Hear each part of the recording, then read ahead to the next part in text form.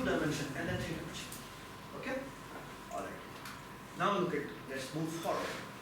Single dimension की कौन सी shape हो सकती है? Line. Line or curved line?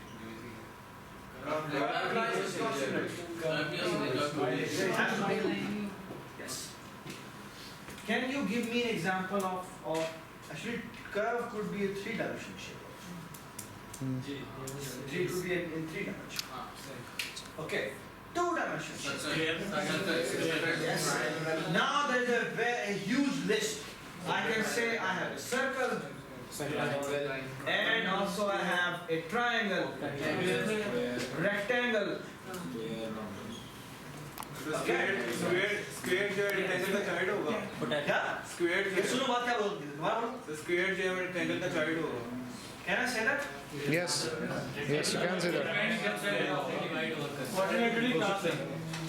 Actually मेरे ख्याल में क्या होना चाहिए? Actually quadrilateral की एक class लिख देते हैं. Quadrilateral. और इस quadrilateral की अलग-अलग shape बना देते हैं. क्या बना? Square, rectangle, Parallelogram. rhombus, trapezium. Parallelogram. Rhombus. Self indirectly इनका parent. And it also have a rectangle. इनका parent तो फिर shape भी हुआ ना. Indirectly. Indirectly shape भी हुआ. You're right. इसका parent ये है, इसका parent ये है, इसका parent ये है. तो इसे कहते हैं class hierarchy. ये कहते हैं class hierarchy. Okay? अच्छा 3D shape में क्या चीज़ है? Sphere, sphere, cube. और इसमें क्यूब और क्यूबॉइड का क्या होगा? हाँ? क्यूब और क्यूबॉइड. क्यूबॉइड में ये है कि वो चारों साइड बराबर होती है. तो वो भी फिर इसकी भी लेदर क्लास ही बननी चाहिए फिर क्वाड्रिलेटरल के हिसाब से. एक मिनट बात सुनो. जिस तरह से अभी ये पहला पॉइंट आई थिंक उस्मान ने उठाया था कि उसने कहा था यार मैं why not I make a cube to be a child of rectangle and it's a very special kind of rectangle. It has, I mean length जो होती है वही उसकी width. ठीक है ना? तो उसने कहा कि I mean why not I make that? And someone comes who कहा नहीं मैं इन दोनों को separate ही रखता हूँ. ठीक है?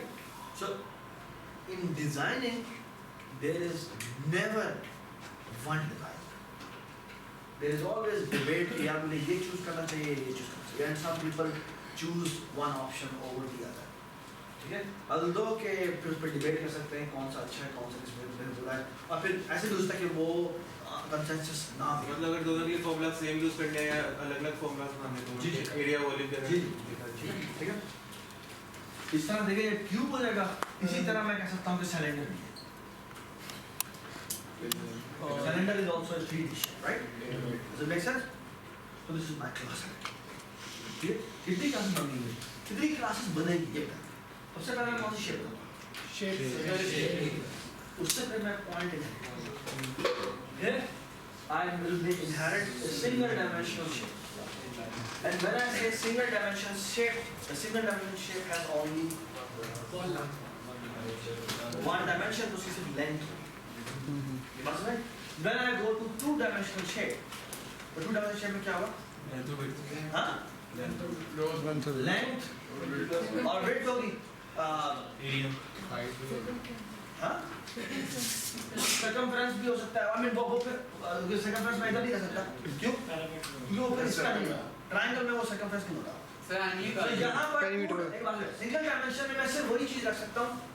सिंगल डायमेंशन वाली क्लास में मैं सिर्फ वही वाली चीजें रखूंगा जो कि सिंगल डायमेंशन की हर क्लास में वो चीज होनी जरूरी है. सेम होगी. बट 2-dimensional शेप मैं अगर एक छोटी सी बात बताऊं 2-dimensional शेप में I don't know of any attribute जो सब में होगा लेकिन एक बात कंफर्म है कि 2-dimensional शेप का एरिया जरूर होगा. There is one property which every 2-dimensional shape must have and that is its area. So area का एक एट्रीब्यूट इसके अंदर होगा. वो तो हर शेप का होगा। सर्कमफ्रेंस, हाँ जी, सर्कमफ्रेंस होगा, नो पेरीमीटर होगा, पेरीमीटर होती है दी आउटलाइन, तो एरिया का एट्रीब्यूट इसके अंदर होगा, एरिया का एट्रीब्यूट इसके अंदर होगा, एरिया तो हर शेप में होगा ना? एरिया तो हर शेप में होगा। यार प्लीज बात सुनो, क्या एरिया तो हर शेप में होगा। एरिया इस शेप में एरिया नहीं होगा, सिंगल डी में नहीं होगा। पॉइंट का क्या एरिया जीरो जीरो वाली नहीं होता, होता नहीं, पॉइंट के लिए एरिया डिफाइन नहीं होता, डिफाइन एरिया इज, या प्लीज बात सुनो, ये बहुत इंपॉर्टेंट बात है। आई थिंक अगर तुम लोगों ने ये चीज इसमें नहीं पता तो तुम्हें it's very very sad, you are having, I mean you are taking calculus,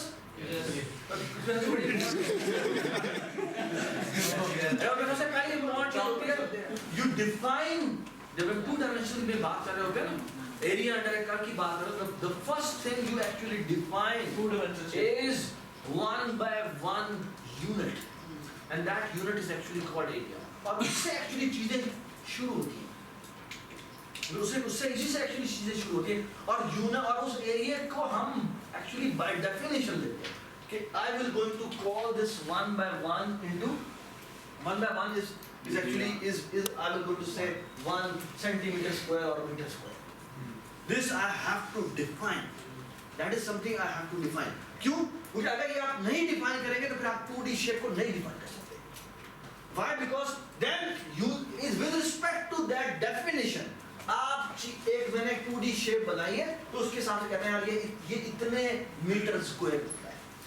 ये बात सही? क्यों? क्योंकि अगर आप एक बात और सुने, ये मेरा 1 मीटर स्क्वायर था, अगर मैं कहूं कि मैं इसको क्रश करके सिंगल डी में कन्वर्ट कर दूं, एक क्रश करके सिंगल डी में कन्वर्ट कर दूं, तो वो पता है कितने पॉइंट्स बनेंगे? तो सेंटीमीटर स्क्वायर वो इनफिनिट पॉइंट्स बनेंगे, वो इनफिनिट लेंथ की लाइन बन जाएगी. That's why we define this thing. Let me define this unit. और उससे आगे बात शुरू. सच में इनकी तो स्लोप भी इंक्लूड होगा.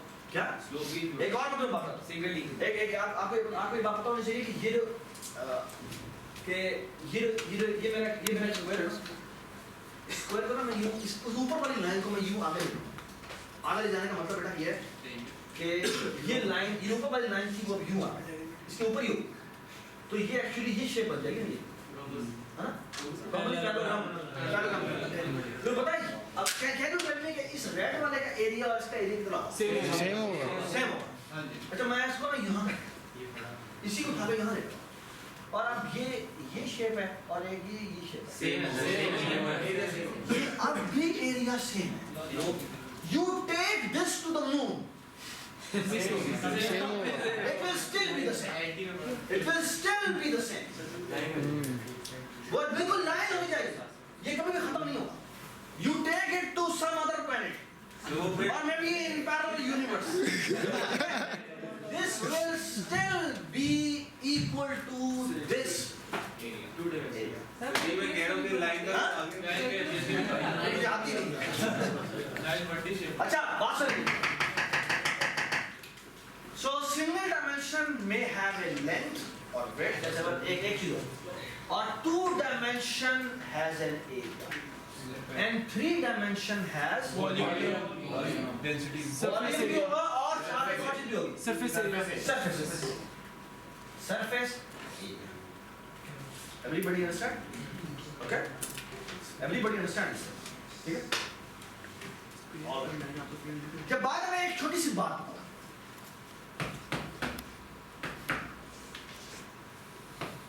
अच्छा. The most amazing thing is कि हम अब थोड़ी सी नेक्स्ट वीक की हमारी ट्रांजिशन है. We will going to move into building Windows based applications. Okay? Windows based applications. और आप आधे घंटे में कंप्लीट करेंगे. ठीक है? I will going to make it actually in front of you. ठीक है? हम एक्चुअली क्या करेंगे? हम एक्चुअली करेंगे कि एक्चुअली विंडोज में जो हमारी विजुअल स्टूडियो जो हमारा है हमारे पास, उसमें ना बहुत सारी क्लासेस बना के दे दी गई. ओके? हम विंडोज फॉर्म बनाएंगे विंडोज फॉर्म एक्चुअली एक विंडोज बेस्ड, ये जिस तरह से खुला हुआ है, ये भी विंडोज फॉर्म है, ये पावर पॉइंट पे स्लाइड खुली हुई है, या अगर आप ये देखिए, ये जो मेरा पावर पॉइंट खुला हुआ है ये एक्चुअली एक विंडोज फॉर्म है। ओके, मैं सिर्फ मैं अगर चाहूँ तो मैं ये विंडोज फॉर्म बना सकता हूँ, ठीक है। विंडोज फॉर्म की एक्चुअली एक क्लास है जो मिली हुई है, और आप अगर चाहें तो अपने आप को उस क्लास से इनहेरिट करवा सकते हैं। And then you know what will happen, अगर तुम सिर्फ और सिर्फ अपनी जो नई क्लास बनाई जो किससे इनहेरिट होगी, Windows और सिर्फ वो उसका ऑब्जेक्ट बनाओ और साथ ही डॉट ड्रॉ, उसके अंदर डॉट ड्रॉ का फंक्शन है जो कहाँ इंप्लीमेंट हुआ होगा, ग्राफिकल क्लास में, तो उसकी पैरेंट में क्लास में इंप्लीमेंट होगा। मुझे बताना है क्यों आई विल इनहेरिट करने के बाद ऑब्जेक्ट क्यों बनाया? इनहेरिट अभी तुमने क्लास बनाई ना, क्लास में मैंने इनहेरिट कराया, और क्लास का यूज कब होता है जब मैं उसका ऑब्जेक्ट बनाता हूँ।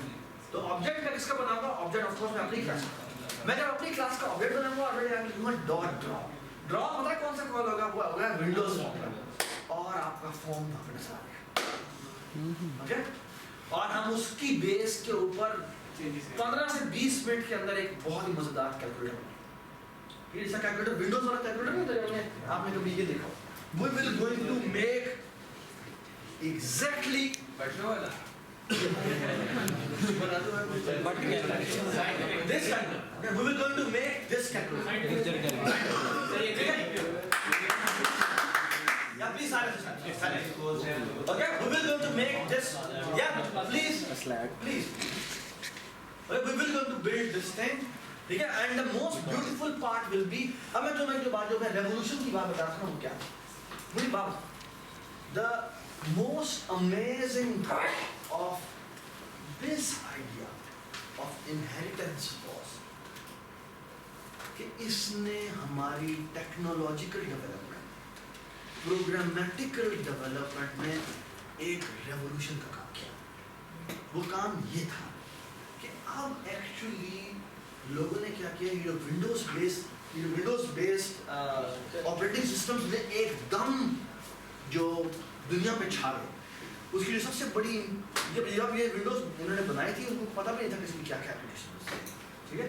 वो आई मीन आप जाके 90s के शुरू के बंदों से पूछे ना कि यार आपने डेस्कटॉप लिया क्यों लिया है, बस हमें नहीं पता क्या, ठीक है। तो but the thing is somebody came up with this one idea, उन्होंने ये विंडोज बेस्ड क्लासेस बनाई और उन्होंने कहा यार ये अवेलेबल है, जो बनाना बनाओ।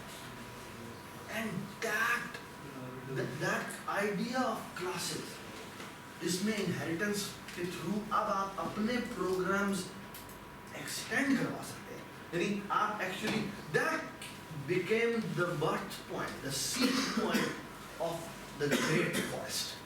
एंड दैट फॉरेस्ट वॉज कि लोगों ने क्या किया, उन क्लासेस को जो उन्होंने विंडोज बेस्ड फॉर्म की बनाई थी वो उन्होंने एक्सपोज की। उन्होंने कहा अब आपने जो एप्लीकेशन बनाई, उन्होंने कहा कि आप अगर फॉर एग्जांपल आप में से कोई भी कोई एप्लीकेशन बनाना चाहता है, नई टाइप की बनाना चाहता है, मैं वो विंडोज फॉर्म की क्लास लूँगा, अपने आप को उससे इनहेरिट कराऊंगा, उसकी सारी फंक्शनैलिटी मेरे पास आ गई।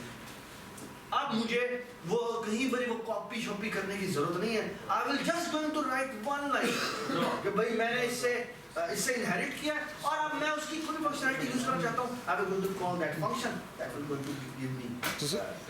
जब ऊपर इंट्रोड्यूस नहीं थी हुई, जब ऊपर इंट्रोड्यूस प्लीज जब ऊपर इंट्रोड्यूस नहीं थी हुई तो फिर विंडोज बेस्ड एप्लीकेशंस के साथ बनती थी। Sorry? जब ऊपर इंट्रोड्यूस नहीं थी हुई हाँ। तो तब विंडोज बेस्ड एप्लीकेशंस कैसे बनती थी? Okay, before that it was a tedious work. Tedious work mean कि again आप तो वो कोड, मैं विंडोज फॉर्म का कोड जानता नहीं होगा कि वो किस तरह इम्प्लीमेंट हुआ है। I will just going to write कि मैं उससे इनहेरिट करता हूँ, और इनहेरिट करने का मतलब ये कि उसकी सारी इम्प्लीमेंटेशन मेरा पार्ट आ जाती है, लेकिन मुझे वो देखने की जरूरत भी नहीं, उसके सारा इंटरफेस मुझे मिल गया है। I will just going to call that interface and that will going to do me that work, जो कि some XYZ ने आपसे 20 साल Okay, let me, ये सारी बातें जो भी हमने की है, they will look wait until we do some experiment. ठीक है? तो हम एक काम करते हैं, एक छोटी सी क्लास हायरार्की बनाते हैं और क्लास हायरार्की बनाने के बाद हम इसमें थोड़ा सा काम करते हैं. ठीक है? एक काम करते हैं, एक स्टूडेंट की क्लास बनाते हैं और स्टूडेंट की क्लास बनाने के बाद एक हम पर्सन की क्लास बनाते हैं. पर्सन की क्लास बनाने के बाद हम एक स्टूडेंट की क्लास बनाएंगे और फिर एक टीचर की क्लास बनाएंगे और फिर लेट्स से हम एक स्टाफ की क्लास बनाएंगे और फिर हम इनको यूज करते हुए हम कुछ प्रेजेंटेशन करेंगे. ठीक है? फिर ये ऑपरेटर ऑलरेडी करेंगे. ऑपरेटिंग ऑलरेडी क्या? ऑलरेडी ये कैलकुलेट भी किया था. ऑपरेटिंग ऑलरेडी हाँ नहीं वो भी यूज हो जाएगा. सही है स्ट्रिंग एक्चुअली हमने वेक्टर बनाएंगे ना वो बैकएंड पे यूज इंटीजर. तो जब तुमने यूज इंटीजर वाली क्लास बनाएगी ना वही उसमें